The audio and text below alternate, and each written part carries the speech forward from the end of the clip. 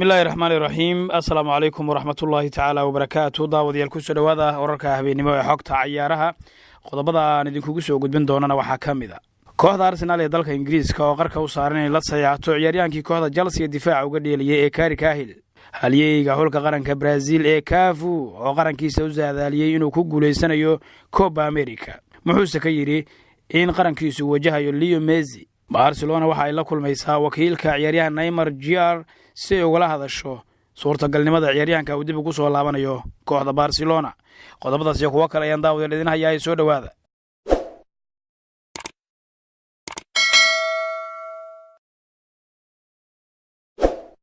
aan ku bilaabay kooxda Arsenal ee dalka Ingiriiska ayaa lagu soo waramayaa inay qarka u saaran tahay la wareegitaanka halyeeyga kooxda Chelsea ee Gary Cahill 33 sano jirkan ayaa suuqa xorta haatan ay ku heli kartaa kooxda Arsenal iyadoo maalinimadii shalay kooxda Chelsea ay ku dhawaaqday inuu isaga tagay kooxda kadib 8 sanadood oo uu ku soo qaatay garoonka Stamford Bridge Gary Cahill ayaa xilli ciyaareedkii hore ku dhibaatooday Chelsea isagoo oo 2 kulan oo kaliya u ciyaaray kooxda Blueska ee uu hogaaminayay macallin Mauricio Sarri wargeyska Marca ee ka soo baxay dalka Spain ayaa shaaca ka qaaday 4 kooxood oo laga yaabo inay halyeeyga Chelsea ku biiro kadib markii si rasmi ah uu boorsooyinkiisa uga soo qaatay garoonka Stamford Bridge wargeyska ayaa xusaya in Gary Cahill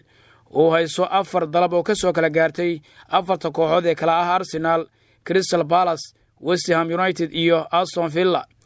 inkastoo la leeyahay Arsenal ayaa ah kooxda ugu cadcad ee ku guuleysan karta saxiixa xidigani Chelsea waqtiga dheer ku soo qaatay iyagoo uga faa'iideysanaya baa la yiri lacag la'aanta iyo waliba khibradda uu leeyahay Gary Cahill Arsenal ayaa la dhibaato dhanka difaaca muddaba waxaana ay aaminsan yihiin in Gary Cahill uu wax badan ku soo kordhin karo dhanka difaaca ee kooxda Arsenal halyeeyga xulka qaranka Brazil iyo kooxda AC Milan ee CAF ayaa saadaaliyay xulka ku guuleysan doona Copa America 2019 oo haatan ka socda dalkiisa Brazil difaaca qaranka Brazil CAF ayaa saadaaliyay in xulka qaranka Brazil uu ku guuleysan doono Copa America haddii uu yiri uusan waqti fiican qaadanin Leo Messi kulanka caawa ay isaga hor imaanayaan labada qaran ee Brazil iyo Argentina wuxuu yiraahday Leo Messi uu ku jiro qaab ciyaareed wanaagsan way adkaa doontaa in laga badiyo qaranka Argentina laakiin haddii uusan ku jirin qaab ciyaareedkiisii fiicnaa waxay noqon doontaa in koobkan uu ku guuleyso qaranka Brazil CAF oo la hadlaya wargeyska Sports ayaa yiri joojinta Leo Messi marka uu ku jiro maalintiisa way adag tahay haddii uu caawa ku jiro habeenkiisii waxa uu doonayaa in uu wax walba u soo bandhigo xulkiisa dartiis maadaama uuna wax koob ah ku guuleysan xulkiisa waqti dheer haddii uu xulka Brazil fursad siiyo Messi ma awoodi doonaan inay joojiyaan ayuu yiri haddii uu xulka qaranka Brazil garaaco xulka Argentina waxa aan noqon doonaa guuleystayaasha Copa America ayuu yiri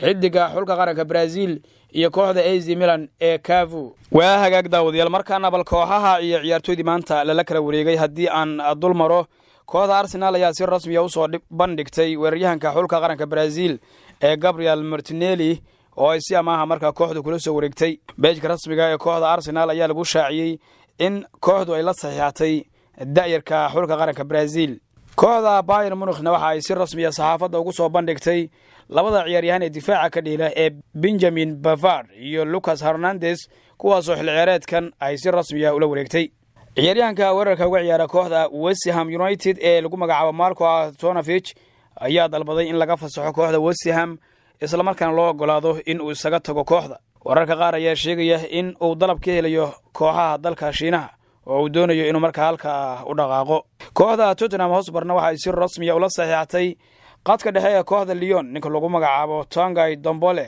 kaasoo heshiis rasmi ah u saxiixay kooxda Tottenham Hotspur kooxda AC Milan ee wadanka Talyaaniga ayaa waxa caafimaadka u maray ciyaaryahanka difaaca uga dhila kooxda Real Madrid ee Theo Hernandez kaasoo xagaagan amaah kaga maqnaa kooxdaasi Theo Hernandez ayaa qalinka waxa uu ku dugay 5 sano oo heshiis ah oo kooxda AC Milan la galay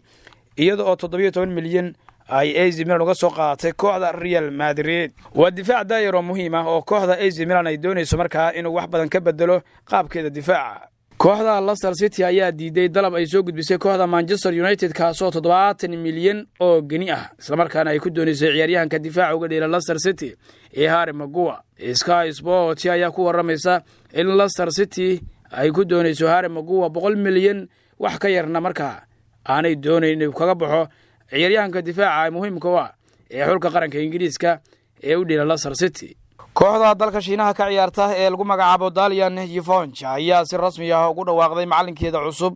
in ay u magacaawdeen Rafael Benitez macalinkii kooxda Newcastle United. Benitez ayaa dhawaan ku dhawaaqay inuu isaga tagayo kooxda Newcastle ee dalka Ingiriiska waxaana haatan si rasmi ah loo shaaciyay in uu noqday macalinka kooxda Italian ee dalka China halkaasoo dalab macalinimo uu ka helay Rafael Benitez. Benitez ayaa dhowr kooxood oo waaweyn oo qaaradda Yurub ka dhisan soo maamulay oo soo leeyay macallin u soo noqday kuwaas oo ay ka mid yihiin